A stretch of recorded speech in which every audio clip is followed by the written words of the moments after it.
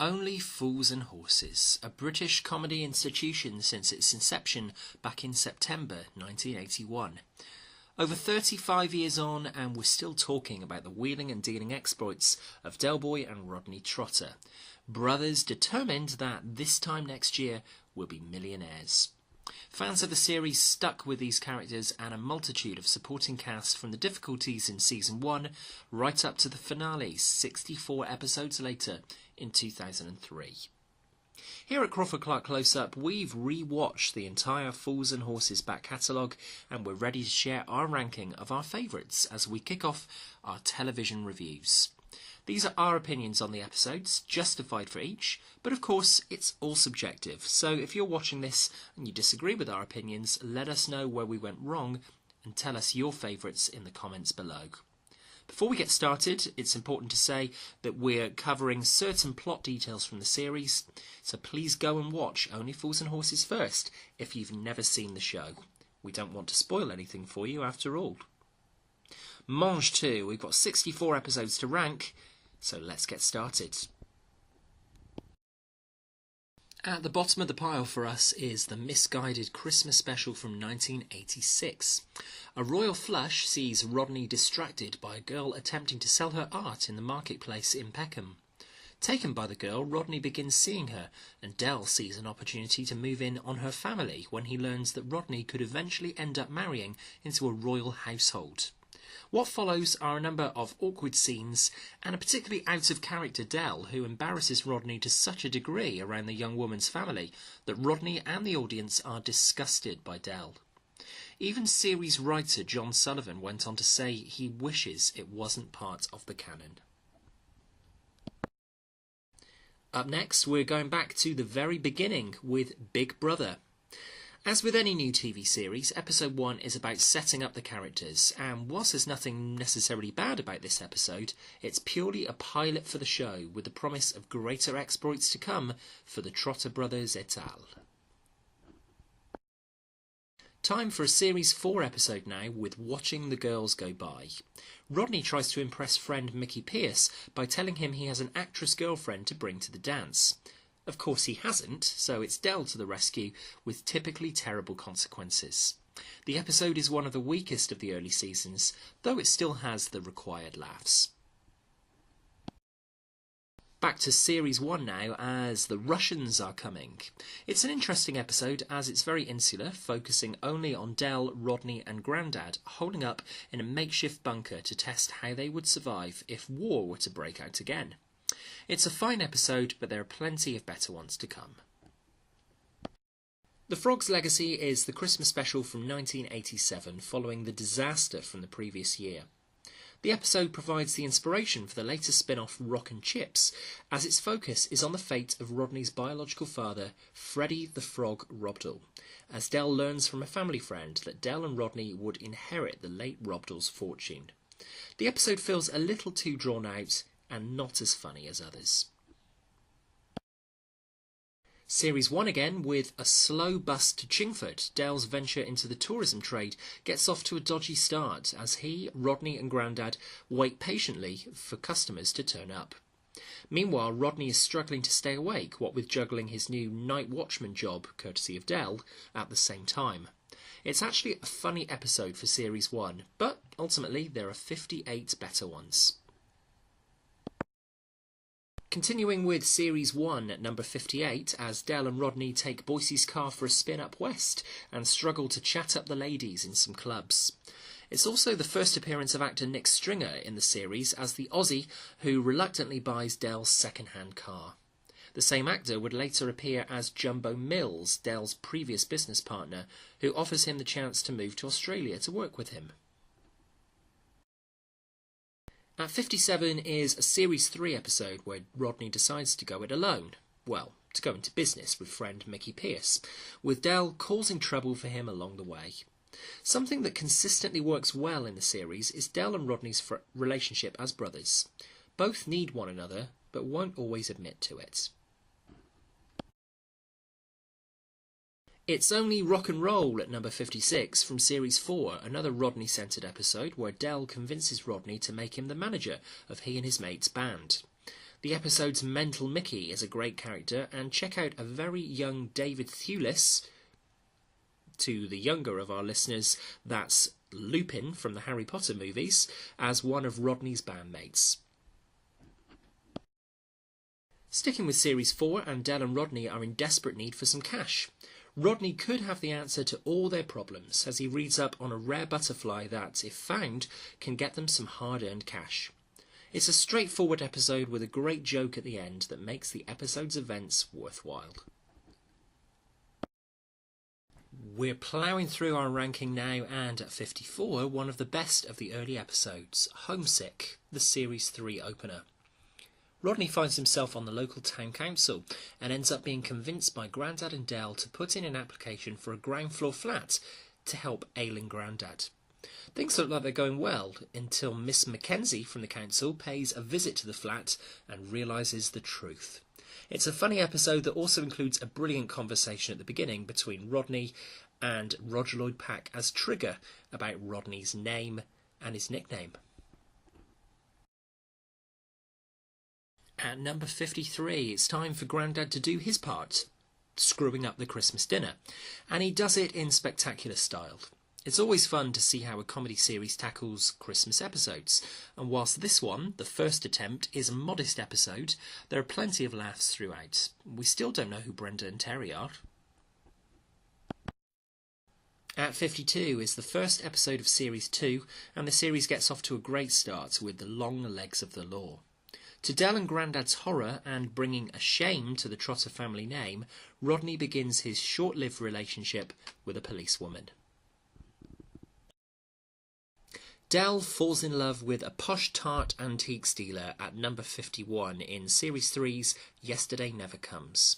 This episode alone is brilliant for Rodney's reaction to getting slapped across the face for slapping an unsuspecting woman's ass. Into the top 50 now, stay with us, is episode 6 of Series 3, which sees Rodney, once again through Del's meddling, believing that he is a wanted man. It's an ambitious episode that is one of the highlights of a confident third series of the show. A favourite for us now from Series 2, the second time around sees Del's ex-flame Pauline Harris returning to Peckham to hook up again with Del. As expected, Del becomes smitten, and much to the chagrin of Rodney and Grandad, wedding bells are on the cards. For a while. This is a very underrated episode with plenty of classic lines throughout.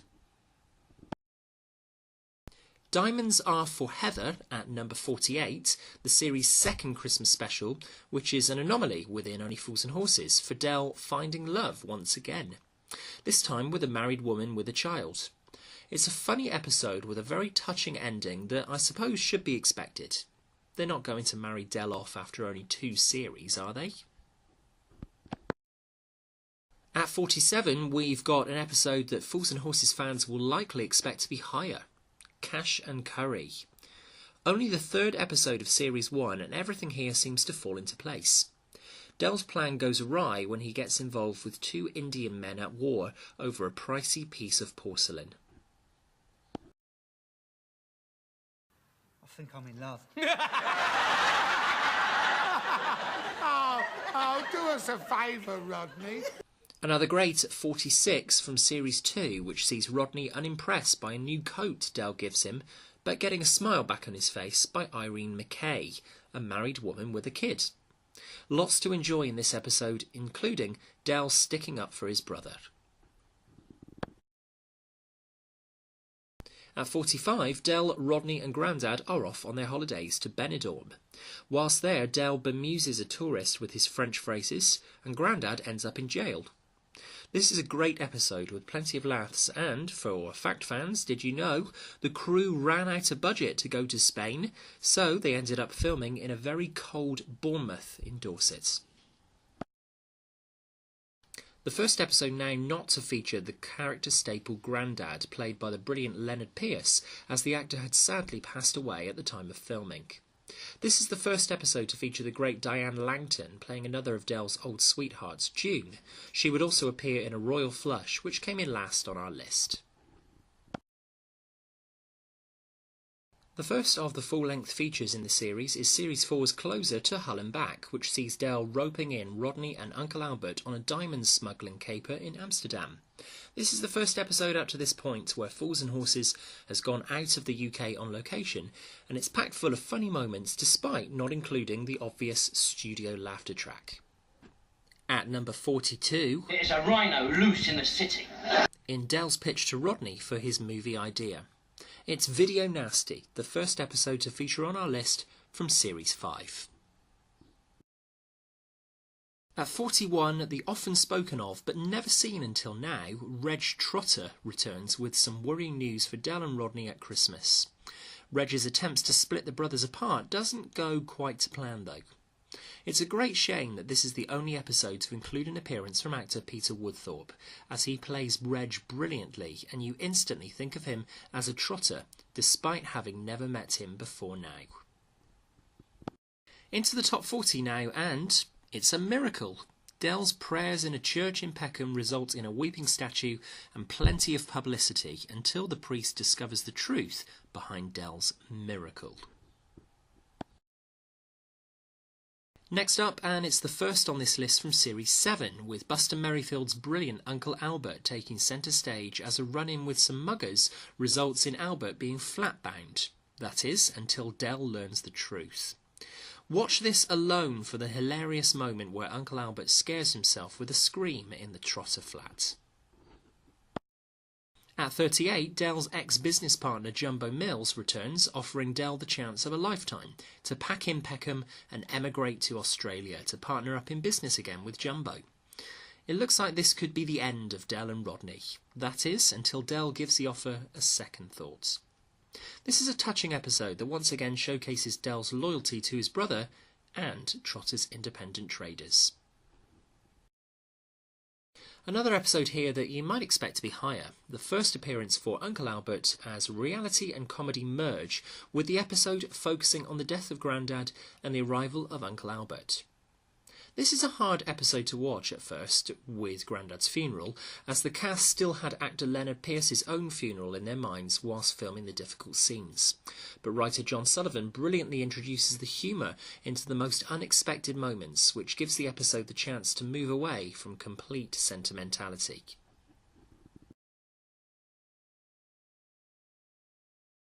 Sticking with Series 4 at number 36, as Del and Rodney look after Boycie and Marlene's Great Dane whilst they go on holiday. Once again, there's plenty of laughs, particularly in the second half of the episode, where there's a mix-up with Uncle Albert and the Pooch, landing poor Albert in hospital. The first episode on this list from arguably the best single series in the show's history, Series 6, which sees Del trying to make some money out of Uncle Albert's clairvoyant friend Elsie. When Del gets some advice from beyond the grave, things start getting more serious. The second half of the episode with Del in hospital learning that he is going to be okay is brilliant acting from David Jason. We've got the Christmas special from 1990 at number 34. Rodney Come Home sees Del interfering once again in trying to get Rodney and Cassandra's marriage back on track. This is another feature-length episode from the latter half of the show's history, and another great Christmas episode. Not that it feels particularly Christmassy. Watch out for the look on David Jason's face, as he's clearly trying very hard not to laugh at Buster Merryfield's Uncle Albert and his delayed shock reaction to Rodney dating another girl.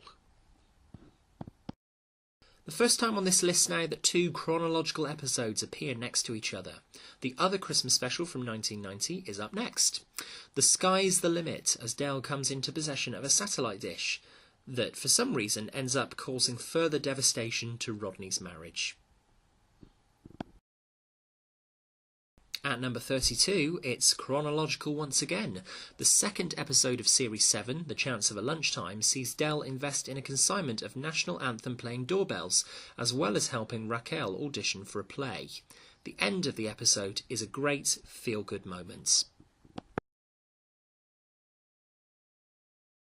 Just outside the top 30, and we're sticking with Series 7, as Del and Raquel have their baby, Damien. It's a funny episode with a sweet ending. Del is now a father, holding his newborn son and promising him that this time next year we'll be millionaires. Into the top 30, and we have the Series 7 closer, the feature-length Miami Twice, parts 1 and 2, which we're bunching together here. David Jason himself revealed on UK television that this is one of his favourite episodes, and it's easy to see why. He gets to play himself as well as a mafia don a la Godfather in an entertaining two-parter, the second half of which, including the attempt on Dell's life, is consistently funny. Again, at 28, we have the next chronological episode in the show, the Christmas 1992 special Mother Nature's Son, that sees Dell venture into the bottled water business with Peckham Springs, much to the concern of by-the-book brother Rodney. Again, we have another chronological episode where it seems that things aren't going well for Dell and Raquel, exacerbated by Dell deciding to chat up a dental receptionist. It's another solid Christmas special with an unexpected downbeat finale that wouldn't be touched on again in future episodes. For some time, this was probably going to be the last special of Only Fools and Horses. After this Christmas special from 1993, we wouldn't see the return of the Trotter brothers until the Christmas trilogy 3 years later in 1996. Now it's time for the first appearance of the final trilogy of specials from the series. Having won all the money and splashed their cash, John Sullivan decided, through enormous public demand, to bring the Trotters back down to earth by making them lose all their money and returning them to dire straits back in their old flats. The big question was, did they need to bring the series back after the brilliant ending to the 1996 trilogy? Well, if we didn't have this episode, we wouldn't have Rodney dressed up as Russell Crowe, or Del Boy as a contestant on a game show with Jonathan Ross. So, you decide. In order of the best, we return to chronology with the episode affectionately known now by fans as... Got it? It's 2002's Strangers on the Shore. It's arguably the funniest of the final 3 episodes, but doesn't have the emotionally satisfying conclusion of the next episode on our list. And at number 24, it's the final ever full episode of Only Fools and Horses, Sleepless in Peckham, as Rodney and Cassandra finally give birth, and it turns out the late Uncle Albert comes to the Trotters' rescue from beyond the grave. It's a beautiful, satisfying way to conclude the nation's favourite comedy. At number 23, we go back to the previous trilogy from 1996 and the second and lesser of those 3 episodes. Modern Men sees Del reading up on the benefits of having a mastectomy. It's still a funny episode, but it's definitely the weakest of that trilogy. Back to Series 2 now with a classic Grandad episode as Trigger's grandfather Arthur haunts Grandad from beyond the grave. It's a great episode as Del and Rodney look for ways to dispose of the ashes. From a classic Grandad episode to a standout Uncle Albert episode as Albert tries to help the brothers to get some money by deliberately falling into the Nag's Head pub cellar. Things are looking good for compensation until Del decides to take the decision to court and realises that his uncle has a bit of a daredevil past. We've made it to the top 20 of Only Fools and Horses, and at 20 it's a brilliant episode from Series 3, which sees Denzel foolishly trusting Del to paint his living room. Things are going fine until Rodney finds a dead canary in the kitchen. Number 19, and returning to Series 2 now with The Yellow Peril, and it's another dodgy painting job that Del is in charge of. Rodney discovers he's going to be painting the local Chinese, but discovers too late that there's something off about Del's consignment of bright yellow paint.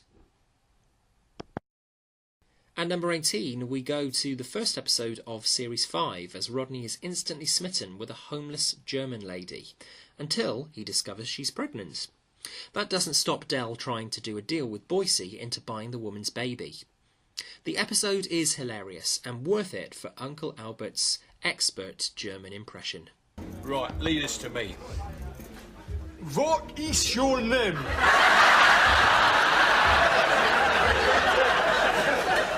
What is your name? What is your... He's winding me up, isn't he? At 17, we have an important episode, the last of Series 6, where Rodney Charlton Trotter marries Cassandra Parry. It's a funny episode, but also includes another wonderful display of David Jason's acting as he stares across an empty dance floor at his now married brother and gives him a simple look to show how proud he is of Rodney.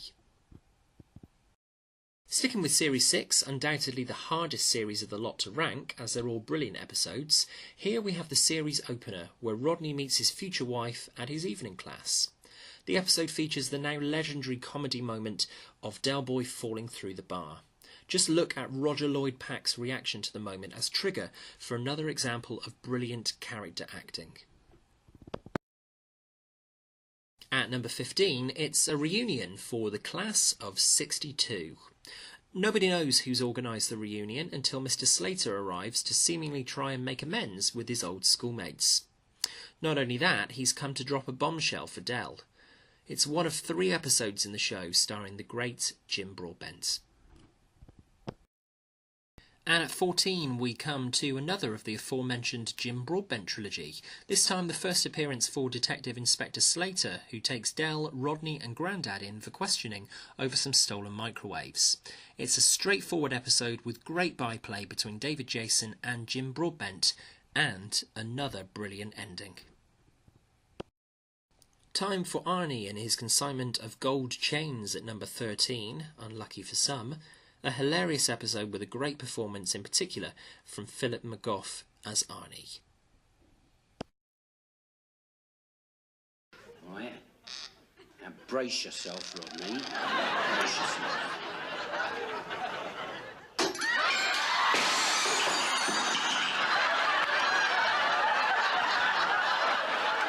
At number 12, and often at the top of fan favourite lists, is Series 2's A Touch of Glass. Filled with brilliant dialogue and some excellent observational comedy, this is one of the best of the early episodes of the show. We're at number 11, and this is so difficult to rank now because the episodes from here are all brilliant, but we've got Friday the 14th just missing out on a place in the top 10, with the escaped lunatic played by the excellent Christopher Malcolm. The episode is one of the rare occasions for the early series of the show where the leads are out of the flat in a different location, and the episode is a real highlight, particularly for Del and the Madman's snooker game at the end of the episode. And so we've made it to the hallowed top 10 Only Fools and Horses episodes as chosen by Crawford-Clark Close-Up. And we start at number 10 with the Series 2 cracker, A Losing Streak, where Del and Boise go for broke in a game of poker in the flats. It's a geniusly written episode with, once again, a killer ending. At number 9 we have Series 5 Episode 3, The Longest Night, which sees Del, Rodney and Uncle Albert holding up in the manager's office of the local supermarket alongside gunman Lennox Gilby. The episode features the charismatic Vaz Blackwood in an early TV role in his career as Lennox, the elusive Sh-A-Do. Coming in at number 8 is the one where Del and Rodney try and one-up each other to try and impress a girl they both used to know, resulting in brilliantly funny results for both brothers and another brilliant episode end. It's Tea for 3. At number 7, and easily one of the best of the feature-length Fools and Horses episodes, is the one in which Del decides to enroll with a dating agency and ends up meeting Raquel, the love of his life. The first episode appearance for the wonderful Tessa Peake Jones as Raquel, and also the one in which Rodney tries to impress the barmaid of the Nag's Head as a James Dean knockoff. Dates is a fantastic, memorable episode of Only Fools and Horses from Christmas 1988. At number 6, even more memorable than the previous and narrowly missing out on our top 5, is Stage Fright, the one with Tony and Raquel's disastrous double act. It's only when Del realises that Tony can't pronounce his R's, a la Jonathan Wass, that things get really funny in this classic from Series 7.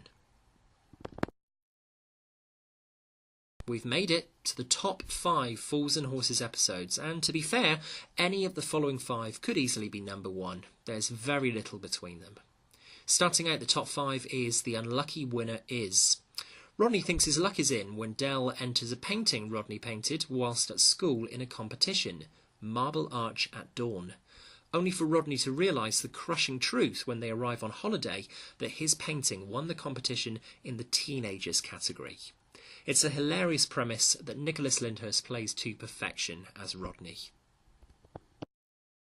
At number 4, and again, it's an episode that many diehard fans of the show would have as their number 1, although we think there are 3 better. It's the one where Del and Rodney are attending a fancy dress party and break down in their Reliant Robin. When they get out to check the car, they're dressed as Batman and Robin. Of course, it's heroes and villains. The episode is one of the most consistently funny throughout, and a gang of robbers running away at the sight of Batman and Robin with the accompanying Batman TV theme tune is a perfect comedy moment. To the top 3 now, and a Series 6 classic with Del trying to dispose of a consignment of blow-up dolls that turn out to be factory rejects as they've been incorrectly filled with propane. See, I'm laughing as I'm describing it. Some of the best comedy comes from characters trying to hide or dispose of random objects, and this is the best example in this series.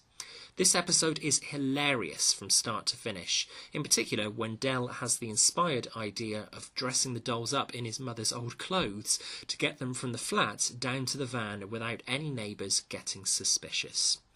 It's Danger UXD from Series 6 at number 3. So just missing out on our top spot is the undisputed series fan favourite Jolly Boys Outing from Christmas 1989. It's easily the best feature-length special, and it seems to be so loved because all the cast work together brilliantly as an ensemble. Del is reunited with Raquel, and we get to see the actors having tons of fun on location in Margate. It doesn't feel like a Christmas special per se, but it's an essential episode of Only Fools and Horses. So, 63 episodes down, only the top spot to reveal. The biggest fans will have worked out which episode we haven't mentioned so far, and we feel that we've saved the best for last. At number 1, it's Time on Our Hands. The one where Del and Rodney discover that they've been holding on to a marine timekeeper watch that's been lost for hundreds of years.